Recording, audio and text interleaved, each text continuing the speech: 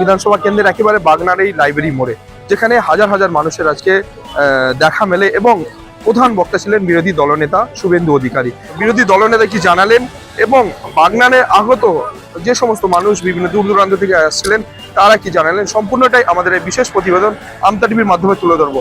সঙ্গে থাকবেন, দেখতে থাকবেন আমতা টিভি। আর দোষণ আর তোলা আর 500,000 ভাতা দেওয়া ছাড়া অন্য কোনো ভালো কাজ করেছে বলুন? 11 বছর এসএসসির পরীক্ষা হয় না, 9 বছর পিএসসির পরীক্ষা হয় না। এখানে 10 লক্ষের বেশি রাজ্যের কর্মসংস্থান ফাঁকা, সিভিক পুলিশ দিয়ে থানা চলে, কনস্টেবল নিয়োগ হয়নি। তাই এই রাজ্যের অবস্থা তো তাই। রবীন্দ্রনাথ ঠাকুরের ছবি পোড়ানো হয়, আরবি সংস্কৃতিকে এখানে ঢোকানো হচ্ছে। এই রাজ্যে পাঠ্যপুস্তকে জলকে বলছে পানি বলতে হবে, আকাশকে বলছে আসমান বলতে হবে। আজকে এই রাজ্যের অবস্থা এরা এই জায়গায় করেছে, বাঙালি বা ভারতীয় সংস্কৃতিকে তুলে দিয়ে আরবি সংস্কৃতিকে ঢোকাতে চাইছে।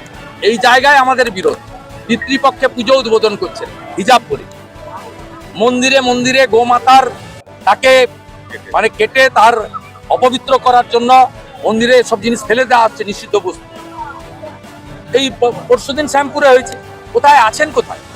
সমস্ত হিন্দুকে ওইসব সেকুলারিজমের কথা ছেড়ে ঐক্যবদ্ধভাবে পশ্চিমবঙ্গ এবং ভারতবর্ষকে বাঁচানোর জন্য, রোহিঙ্গা বাংলাদেশি মুসলিম জামাতিদের হাত থেকে বাংলাকে বাঁচানোর জন্য ঐক্যবদ্ধভাবে বিজেপিকে আনতে হবে। নরেন্দ্র মোদীজির গাইডেন্সে যেভাবে 20টা রাজ্যে সরকার চলছে, এই রাজ্যেও যাতে আগামী দিনে সরকার তৈরি হয়, এটা করতে হবে। এবং আমাদের পরিষ্কার কথা, বহুজন সহায় বহুজন হিতায়।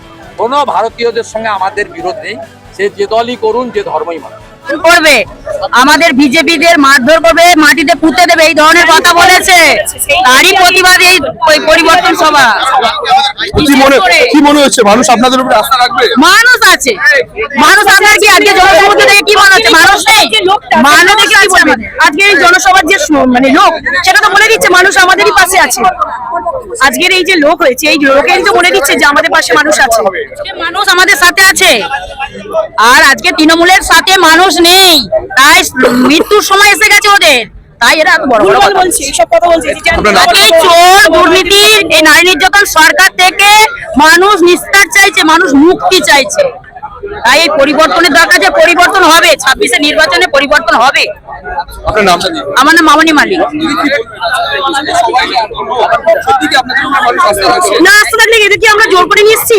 আমরা তো শাসক দল, আমরা বিরোধীর যখন স্বতঃস্ফূর্ত ভাবে আজ এসেছে, তাহলে তো বুঝতে হবে যে ওরা নিজের থেকে এসেছে। আমরা তো শাসক দলের লোক নই যে আমরা ভয় দেখিয়ে নিয়ে আসতে পারবো। যারা আজ এসেছে তারা নিজের থেকে ভালোবেসে, এই দলকে ভালোবেসে আজ তারা এখানে এসেছে। আমাদের ওপর তাদেরকে জোর করে আমরা আনিনি।